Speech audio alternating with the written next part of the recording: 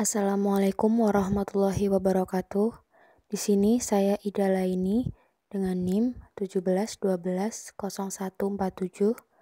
akan membahas mengenai analisis tahap define mengenai vidya dengan menggunakan metode 5W plus 1H.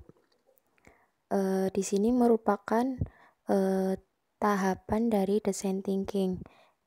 Di mana di sini saya akan menjelaskan mengenai tahapan pada design thinking, yaitu tahap define.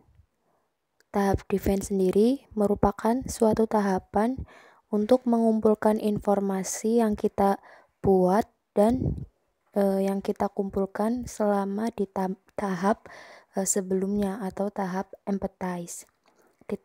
Di tahap define ini adalah melakukan analisis pengamatan untuk menentukan masalah inti yang akan diidentifikasi. Kemudian ada dua metode pada tahap define. Yang pertama yaitu menguraikan tahapan define dengan menggunakan metode pohon masalah. Penjelasannya yaitu mengidentifikasi sebuah permasalahan dengan menggunakan skema pohon sehingga dapat mendefinisikan akar dari permasalahan tersebut. Yang metode kedua adalah metode 5W plus 1H, di mana di sini mengidentifikasi sebuah permasalahan dengan unsur 5W plus 1H, yaitu unsur yang terdiri dari unsur what, who, where, when, why, dan how. Nah, di sini saya menggunakan metode 5W plus 1H, yaitu who, what, where, when, why, dan how. Yang pertama adalah unsur what atau unsur apa. Pertama, di sini unsur apa itu digunakan untuk mendorong untuk mengumpulkan fakta-fakta atau bukti-bukti yang sebanyak-banyaknya. Di sini di unsur what saya mendefinisikan beberapa permasalahan, diantaranya yang pertama yaitu sebenarnya peristiwa apa yang sebenarnya sedang terjadi saat ini. Banyak orang yang masih belum tahu tentang apa makna dari vidya, dan juga masih banyak orang yang belum tahu tentang dana vidya tersebut sebenarnya digunakan untuk apa, apakah benar-benar disalurkan kepada orang-orang yang benar-benar membutuhkan atau disalahgunakan untuk kepentingan lain. Selanjutnya, apakah peristiwa tersebut dapat merugikan masyarakat?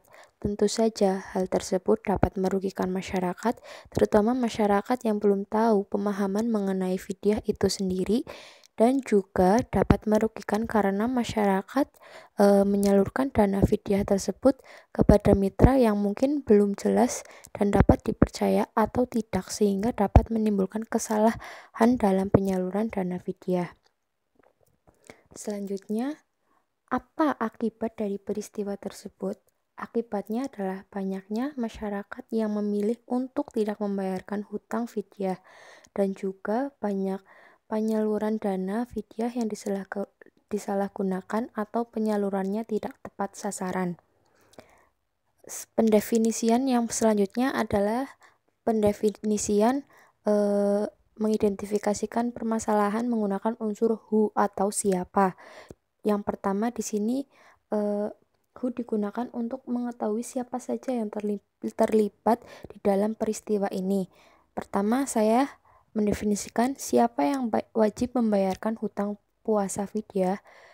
Di sini yang wajib melakukan vidya adalah orang-orang yang tidak melaksanakan ibadah puasa wajib di tahun sebelumnya, seperti perempuan yang baru melahirkan dan perempuan yang sedang menyusui, dan juga orang-orang lanjut usia yang sudah tidak kuat berpuasa, juga orang-orang yang sedang sakit yang membutuhkan waktu lama untuk sembuh sehingga tidak melaksanakan puasa wajib. Dan selanjutnya adalah orang-orang yang bekerja dengan mengeluarkan banyak tenaga sehingga tidak memungkinkan menjalankan ibadah puasa wajib. Kemudian, siapa yang berhak menerima dana vidya? Orang-orang yang benar-benar membutuhkan seperti fakir miskin, anak-anak yatim piatu, dan juga orang-orang yang terkena musibah seperti sekarang ini, yaitu mereka yang terkena dampak dari adanya wabah COVID-19 seperti para korban yang terkena virus corona dan dinyatakan sembuh kemudian kembali ke rumah, tetapi setelah sembuh mereka kehilangan pekerjaannya. Terus kemudian menganggur dan tidak bisa menghidupi kebutuhan keluarganya. Nah, orang-orang seperti itu yang seharusnya mendapatkan bantuan, di mana bantuan tersebut salah satunya sumber dananya adalah dari penyaluran dana vidya. Kemudian contoh lainnya adalah mereka yang kehilangan pekerjaannya akibat pandemi COVID-19. Akibatnya mereka hidup sengsara dan sangat sulit untuk mencukupi kebutuhan hidup mereka. Dana vidya juga dapat disalurkan kepada rumah sakit dalam bentuk bantuan berupa APD untuk membantu kinerja tenaga medis yang ada di rumah sakit tersebut. Selanjutnya, siapa yang sebenarnya tidak berhak untuk menerima dana vidya? Yaitu mereka-mereka yang sebenarnya masih mampu dalam mencukupi kebutuhan hidup mereka, tapi mereka yang mendapatkan bantuan dana vidya merasa tidak peduli bahwa dana tersebut seharusnya tidak diperuntukkan untuk mereka-mereka yang hidupnya sudah berkecukupan. Selanjutnya, pendefinisian unsur kapan atau when. Di mana di sini menjabarkan suatu peristiwa, kapan peristiwa itu terjadi. Peristiwa tersebut terjadi biasanya pada saat masyarakat akan melunasi hutang vidya. Yang kedua, kapan masyarakat seharusnya membayarkan vidyahnya?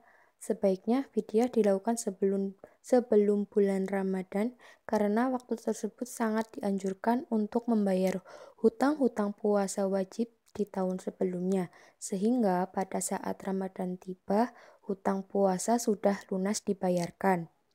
Selanjutnya adalah kapan sebaiknya dana vidya yang sudah dibayarkan dapat disalurkan. Sebaiknya mitra-mitra yang menyalurkan dana vidya dari masyarakat menyalurkan dana vidya tersebut setelah atau pada waktu masyarakat telah melunasi pembayaran vidya tersebut. Jadi dana langsung disalurkan kepada orang-orang yang benar-benar membutuhkan. Selanjutnya adalah where atau di mana.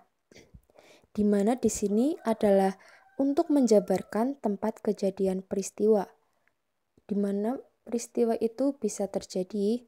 Peristiwa tersebut biasa terjadi di lingkungan tempat tinggal masyarakat seperti misalnya di lingkungan tersebut banyak sekali masyarakat yang kurang paham apa itu vidya dan bagaimana membayar vidya. Selain itu juga di lingkungan tersebut masih sedikit orang yang paham tentang tata cara vidya karena kurangnya orang-orang yang mempunyai ilmu mengenai ilmu di bidang agama, terutama dalam hal pembayaran vidya. Kedua, di mana sebaiknya kita menyalurkan dana vidya tersebut. Dana vidya yang harus dibayarkan bisa membayarkannya dengan cara membayarkannya kepada mitra-mitra resmi penyalur dana vidya seperti contohnya dompet duafa atau lembaga penerima zakat vidya yang sudah terpercaya.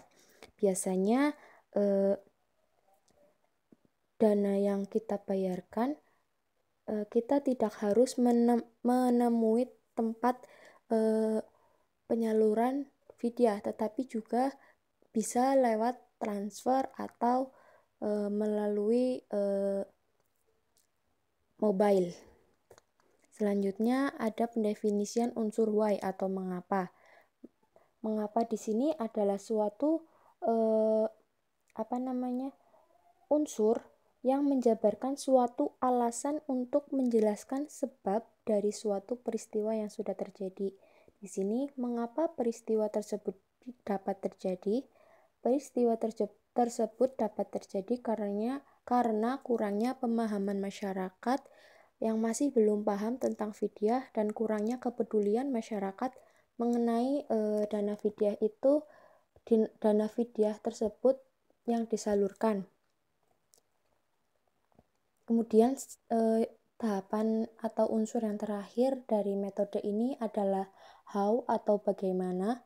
Pada unsur masalah ini, kita dapat mengetahui bagaimana proses terjadinya peristiwa tersebut dengan menggunakan beberapa proses. Misalnya atau contoh, ada seorang perempuan yang baru melahirkan atau juga menyusui di bulan Ramadan. Pada kondisi tersebut, mereka tidak diwajibkan untuk mengikuti puasa Ramadan karena takut bayinya kekurangan ASI, sehingga mereka boleh tidak mengikuti puasa wajib, tetapi mereka diwajibkan untuk membayarkan puasa wajibnya sejumlah hari yang mereka tanggung. Tetapi karena kurangnya pemahaman tentang tata cara fidyah dan juga bagaimana cara menghitung jumlah fidyah yang harus dibayarkan, sehingga kebanyakan dari mereka memilih untuk tidak membayarkan fidyahnya. Tentunya hal tersebut menjadi suatu permasalahan yang harus menemui solusi. Ya, sekian presentasi dari saya. Wabillahi taufiq wal hidayah. Wassalamualaikum warahmatullahi wabarakatuh.